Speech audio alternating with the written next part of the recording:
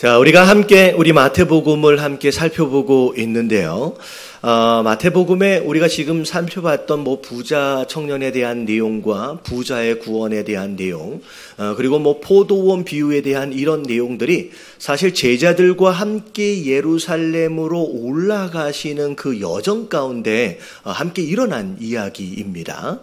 자, 그래서 오늘 17절에 보니까 예수께서 이제 예루살렘으로 올라가시는데 많은 무리들이 함께 동참하고 있긴 하지만 특별히 12명의 제자들을 따로 부르시는 가운데 이제 자주 여러 비유에 대한 설명과 더불어 이제 깨달음을 허락하시죠. 그런 가운데 오늘은 이 12제자들조차도 사실 이해하기 쉽지 않은 어려운 말씀을 다시 한번 전해주시는 내용이 오늘 말씀의 내용입니다. 예루살렘으로 진입하시기 바로 직전에 이 말씀을 하시는데, 여러분 이 말씀을 통하여 오늘 하나님께서 우리에게 어떤 은혜를 주시려 하는지 세 가지로 우리 함께 은혜를 나누도록 하겠습니다. 자, 첫 번째 내용이 뭐냐? 자, 1번 같이 한번 읽어보겠습니다. 다 같이 시작. 눈에 보이는 성과가 천국의 기준이 되면 길을 잃어버린다. 자, 오늘 말씀을 보니까 예수님이 지금 예루살렘으로 올라가시면서 예루살렘에 올라가시면 어떤 일이 벌어진대요? 서기관들에게 넘겨지고 또 죽이기로 결의가 되어지고 조롱과 채찍질을 당하시고 십자가에 못 박히시고 또 나중에는 살아나신다. 자, 결국 간단하게 한마디로 얘기하면 예루살렘에 왜 올라가시는 거예요? 한마디로 얘기하면 죽으러 올라가시는 거예요. 예수님이 지금 예루살렘의 제자들과 더불어 많은 무리들과 함께 지금 열심히 올라가시는데, 지금 예루살렘에 올라가시는 궁극적인 이유와 목적이 뭐냐면 가서 고난을 당하시고 가서 죽기 위해 올라가신다는 거예요. 여러분, 죽으러 올라간다라고 하는 것이 사실 쉬운 건 아니겠지요. 그럼에도 불구하고 오히려 고난당하고 죽는다라고 한다면 일반적으로 뭐 해야 하는 게 정상이에요? 가능하면 피하는 게 정상이에요. 가서 그런 일이 일어날지를 다 알고 계심에도 불구하고 왜 올라가셨느냐? 한마디로 올라가시는 이유를 정리하면 예수님은 아버지 하나님의 명령에 뭐 하고 계시는 거예요, 지금? 여러분, 순종하고 계시는 거예요. 여러분, 예수님이 이 땅을 살아가시면서 예수님을 움직여가는 가장 중요한 원인이 뭐냐라고 하는 걸 하나를 뽑으면 아버지 하나님의 말씀에 뭐 하신다? 순종하시는 거예요. 가서 어떤 일이 일어날 것이냐, 가서 어떤 성과가 있을 것이냐라고 하는 거에 예수님이 집착하시지 않으세요. 오히려 그 모든 것들에 대해서는 하나님 앞에 그냥 맡겨버리시고 그냥 무슨 일을 하시든 어떤 결단을 하시든 하나서부터 10까지 다 하나님 말씀에 순종하고 계신다는 거예요. 자, 예를 들어드리면 이런 거예요. 여러분, 예수님의 제자들 가운데 가룟 유다를 예수님이 선택하셨습니다. 여러분, 이 가룟 유다가 나중에 예수님을 팔자인지 예수님이 미리 아셨을까요? 모르셨을까요? 여러분, 아셨어요. 여러분, 성경에 보면 마태복음 26장 24절에 보면 가룟 유다에 대해서 이런 설명을 하십니다. 자, 두 번째 줄까지만 읽어볼게요. 시작. 인자는 자기에 대하여 기록된 대로 가거니와 나를 파는 그 사람에게는 화가 있으리로다. 자, 가룟 유다에 대해서 뭐라고 말씀하시냐? 내가 어떻게 이 땅을 떠날지에 대해서 이미 알고, 그리고 심지어 이 나를 팔게 될 자에 대해서도 이미 다 알고 계시는 것 같은 그런 표현을 지금 하신 거예요. 그럼에도 불구하고 가룟 유다를 선택하신 이유가 뭐냐면 그것 또한 하나님 말씀하심에 뭐예요? 순종이었기 때문이라는 거죠. 자, 이게 예수님과 우리와의 다른 부분입니다. 자, 우리는 무엇인가를 결정하고 선택하려 할 때 뭘 생각해요? 자, 이걸 하면 내게 유익이 있을까? 이걸 하면 좋은 성과가 있을까? 그런 유익과 성과가 우리를 움직이게 만드는 동기가 되어지든지 성공의 기준이 되어지는 경우들이 많다는 거예요. 그래서 만약에 좋은 결과가 일어날 것이다 라고 하는 게 예측되어지면 그러면 해요. 근데 이걸 했을 경우에 손해를 보겠다, 아니 이걸 했을 경우에 어려움이 있겠다라고 여겨지면 그것에 대하여 주저하는 경우들이 있다라는 거예요. 근데 오늘 이 말씀을 통하여 죽으러 가시는 것을 알고 있음에도 불구하고 예루살렘으로 올라가시는 예수님, 배척당하실 것을 이미 알고 계심에도 불구하고 그 고향 땅을 가시는 예수님이 그 성과가 중요한 게 아니라 그게 하나님 말씀하심에 대한 순종이다라고 한다면 그것으로 인하여 예수님이 움직이셨던 것처럼 우리도 그 동일한 기준과 동일한 목적에 의해서 움직여질 수 있어야 된다라고 하는 거예요. 여러분, 우리를 움직이게 만들고 우리로 하여금 순종하도록 만드는 이유가 여러분 예수님과 같을 수 있는 저와 여러분들 되시길 주님의 이름으로 축원합니다. 그래서 예수님이 어떻게 일하시는지에 대한 방법을 보면 자, 요한복음 5장 19절에 자, 이렇게 말씀하세요. 자, 줄 쳐진 데만 읽을게요. 시작. 아들이 아버지께서 하시는 일을 보지 않고는 아무것도 스스로 할 수 없나니 아버지께서 행하시는 그것을 아들도 그와 같이 행하느니라. 예수님은 어떤 일을 하셨느냐? 본인 스스로 계산하고 준비해가지고 무슨 일을 한 게 아니라 아버지가 지금 어떤 일을 하시는지를 보고 그분이 하시는 일에 그냥 뭐 하셨어요? 순종하셨다라고 하는 거예요. 그래서 우리는 일의 결과는 누구의 것이에요? 여러분, 일의 결과는 하나님의 것이에요. 이게 잘 되어지든 잘 안 되어지든 상관이 없이 여러분 그저 하나님의 명령하심이다라고 한다면 그냥 순종할 수 있는 그런 성도들 되어지시길 주님의 이름으로 축원합니다. 자, 그리고 두 번째입니다. 자, 2번 같이 한번 읽어볼게요. 시작. 그리고 그림이 닳으면 소귀의 경읽기가 된다. 자, 이게 무슨 얘기냐? 자, 예수님이 자, 18절서부터 19절까지 예수님이 앞으로 어떻게 되어지실지에 대해서 굉장히 심각하게 잘 설명하고 계시는데 여러분 이 설명을 지금 제자들이 듣고 있음에도 불구하고 이 설명을 잘 알아들어요? 못 알아들어요? 여러분 못 알아들어요. 여러분 심지어 이 말씀 이후에 어떤 일이 벌어지는지를 보면 제자들 중에 요한과 야고보가 엄마를 데리고 와요. 엄마를 데리고 와서 뭐라고 얘기하는지를 보면 자, 마태복음 20장 21절 줄 쳐진 데만 시작.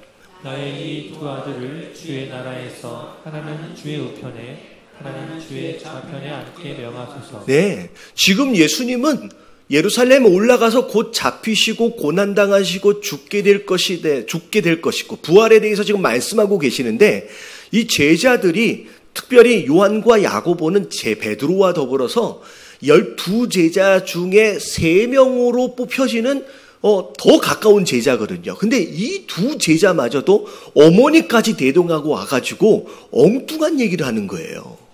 네, 나중에 왕 되시면 한 자리 좋은 자리 하나씩 주십시오 이 얘기하는 거예요. 여러분 나머지 제자들은 어떻게 생각하고 있느냐? 여러분 이 이야기가 진행되고 있는 사이에 10명의 제자들이 이 두 형제의 이야기를 듣고 뭐 했대요? 분했대요. 한마디로 말해서 12명의 제자들이 지금 요한과 야고보하고 다 똑같이 생각하고 있는 거예요. 예수님은 지금 죽음에 대하여 말씀하고 계세요. 고난에 대해서 말씀하세요. 지금 부활에 대해서 말씀하고 계시는데 이 제자들은 엉뚱한 생각을 하고 못 알아듣는 거예요, 지금. 자, 왜 이 제자들이 예수님이 벌써 3번째 이 말씀을 하고 계심에도 불구하고 알아듣지 못하느냐? 이유가 뭐냐면 마음속에 그들이 그리고 있는 그림이 예수님의 그림하고 다르기 때문이에요. 여러분 마음에 그리고 있는 그림이 다르면요. 아무리 많은 설교를 들어도요. 아무리 많은 예배를 드려도요. 여러분 들리지가 않아요. 자, 예수님이 어떤 그림을 그리고 계세요? 여러분 예수님이 그리고 계시는 하나님의 나라는 이 땅에 존재하는 나라가 아니에요. 여러분, 예수님이 그리고 있는 하나님 나라에 대한 그림은 저 천국에 대한 그림입니다. 그리고 그 하나님 나라가, 그 하나님의 온전한 통치가 이 땅에서 이루어지도록 하기 위해서 지금 예루살렘에 뭐하러 올라가세요? 죽으러 올라가세요. 그 대가를 지불하러 지금 올라가시는 거예요.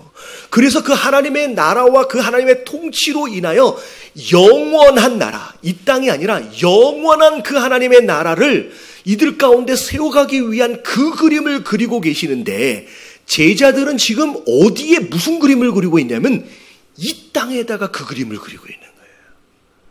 하나님 나라가 아니라 그냥 눈에 보이는 이스라엘 나라를 어떻게 하면 재건할 수 있을까?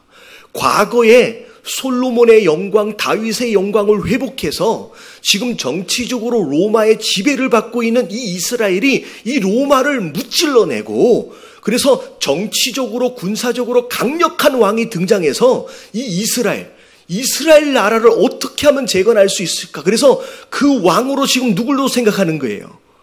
예수님. 그래서 그 예수님이 왕이 되시면 그 제자들 중에 우리는 뭐가 된다?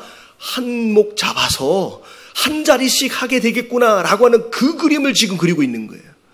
여러분, 예수님이 그리고 계시는 그림과 제자들이 마음 가운데 그리고 있는 그림이 전혀 달라요. 그렇기 때문에 아무리 말씀하셔도, 귀가 닫혀 있기 때문에 아무리 말씀하셔도 들리지가 않는다라고 하는 거예요.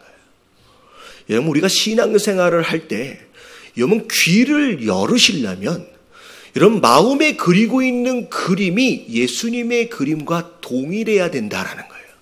여러분, 다른 그림을 그리면 절대 들리지 않는다라고 하는 거예요. 여러분, 그래서 여러분 그런 거예요.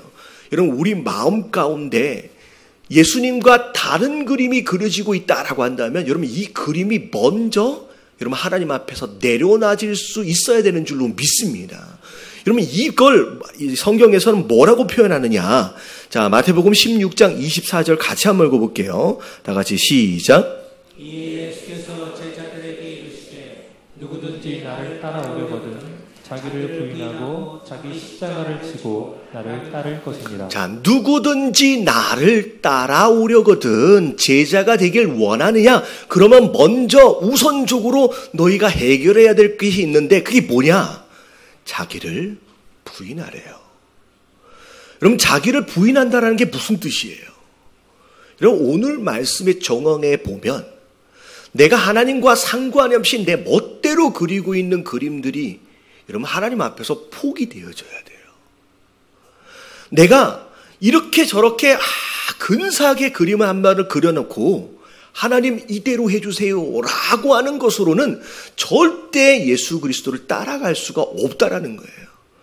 여러분, 내 안에 성경적이지도 않고 신앙적이지도 않는, 그저 이 땅 가운데서 얼마나 아름답게 얼마나 편하게, 여러분 보세요. 예수님은 계속 뭐라고 말씀하시냐면 성도 되어진 자, 제자 되어진 자는 어떤 문으로 가래요? 좁은 문으로 가래요. 좁은 길로 가래요. 십자가를 지래요. 근데 나는 하나같이 처음부터 끝까지 그리고 있는 그림이 뭐냐면 어떻게 하면 어떤 문? 큰 문으로 가볼 수 있을까? 어떻게 하면 넓은 길로 가볼 수 있을까? 어떻게 하면 더 편하게 살 수 있을까? 어떻게 하면 더 안락하게 살 수 있을까라고 하는 것으로 내 나름대로의 그림을 그려놓고 하나님 앞에 요구하는 경우가 있다라고 한다면 여러분 아무리 예배를 드려도 들리지가 않는 거예요. 여러분, 하나님과 상관이 없는 내 마음대로의 그림이 하나님 앞에 포기되어지지 않으면 이런 말씀이 들려지지 않는다라고 하는 거예요. 여러분, 나를 부인한다라고 하는 것은 내 그림을 여러분 하나님 앞에 내려놔야 된다라고 하는 거. 여러분 깨달아지시길 주님의 이름으로 축원합니다. 그리고 나서 자기 십자가를 지라라고 하는 것은 예수님이 우리를 위해서 준비하신 그림이에요. 여러분, 이 그림을 함께 그려갈 수 있을 때, 그럴 때 네가 나를 따라올 수 있다라고 하는 거예요. 예, 우리 안에 여러분 다른 그림들을 포기하시고 여러분 예수님과 하나님과 더불어 같은 그림을 그릴 수 있는 저와 여러분들 되시길 주님의 이름으로 축원합니다. 자, 세 번째, 자 마지막입니다. 다 같이 시작. 아는 것만큼 들리고 믿는 것만큼 보인다. 자, 예수님이 오늘 제자들에게 예루살렘에 올라가서 있어질 내용들에 대하여 예언하시는데, 여러분 오늘 이 예언의 핵심이 뭔지를 알아야 돼요. 여러분 오늘 이 예언의 핵심은 그리스도의 순환이 아니에요. 그리스도의 순환이 아니에요. 고난이 아니에요. 그리스도의 죽음이 아니에요.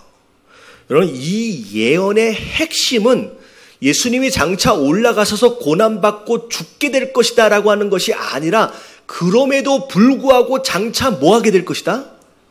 살아나게 될 것이라는 거예요. 여러분 이 예수님의 예언의 핵심은 부활이에요. 근데 예수님이 첫 번째 베드로에게 말씀하셨을 때도, 두 번째 3명의 제자들에게 말씀하실 때도, 세 번째 오늘 말씀하셨을 때도 항상 끝에는 뭘 말씀하셨느냐면 내가 다시 살아나리라 라고 부활을 말씀하시는데, 이 말씀을 듣는 제자들은 맨 마지막에 있는 이 부활이 안 들려요. 뭐만 들려요? 앞에 있는 고난과 죽음에 대해서만 들려요. 그래서 첫 번째 베드로에게 말씀하셨을 땐 베드로가 뭐라고 반응했어요?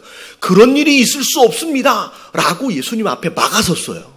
이게 뭐냐면 베드로가 뒤에 있는 부활이 들렸다라고 한다면 그렇게 안 했겠지요. 뭐만 들린 거예요? 고난 받으시고 죽게 될 것이다 라고 하는 그 말씀만 들리는 거예요.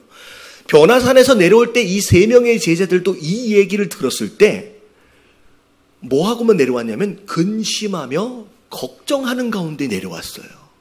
뭐가 들렸기 때문에? 고난 받으실 것과 죽으실 것에 대해서만 들었기 때문에 뒤에 부활에 대해서는 듣지 못하는 거예요.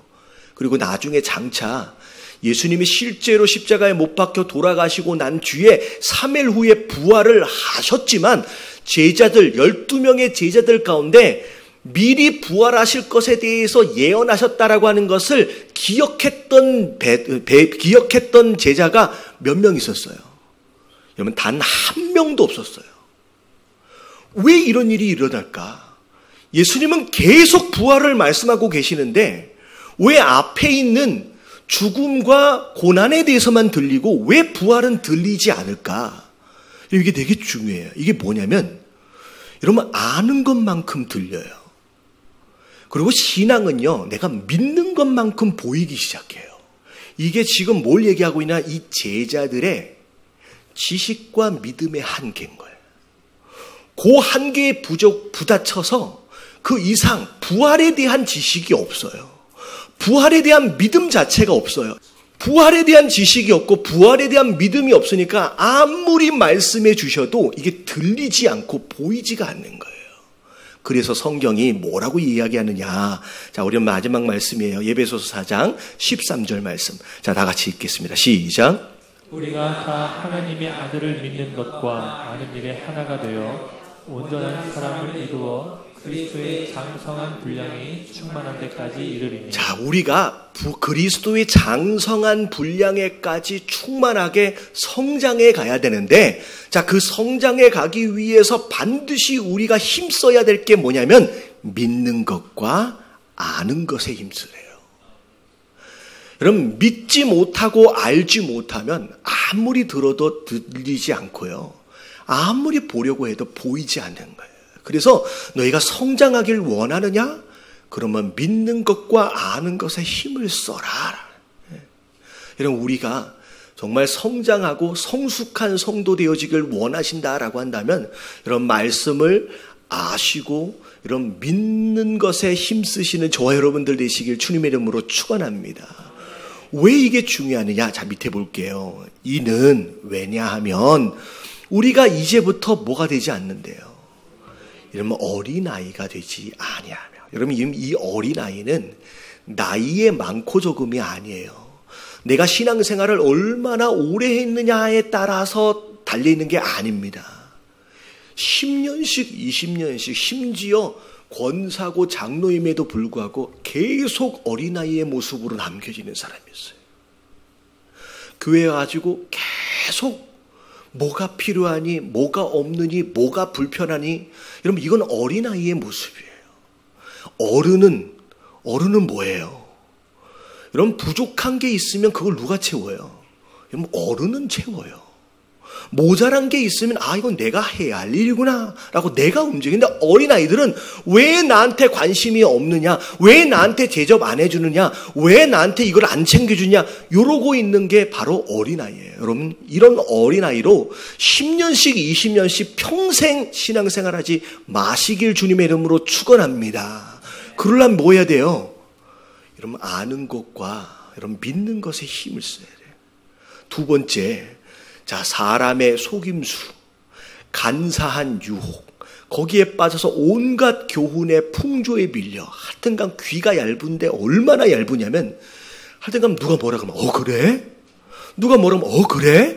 그래가지고 조금만 말 한마디에 그런가 해가지고 마음 흔들리고, 누가 뭐라고 한마디 하면 마음 괜히 섭섭해가지고 삐져가지고 교회 안 나오고, 왜 그러세요? 뭐 시험 들었어요. 뭐 시험 들어 하면서 시험 드신 분들이 제일 싫어하는 말이 시험 들었다는 얘기예요. 절대 시험 안 들었대요. 여러분, 이런 모습으로 평생 신앙생활하는 사람이 얼마나 많으니, 요동하지 않게 하려 함이라, 이런 것으로 맨날 넘어졌다 일어섰다를 반복하는 인생 되지 않길 원한다라고 한다면 뭐 하래요?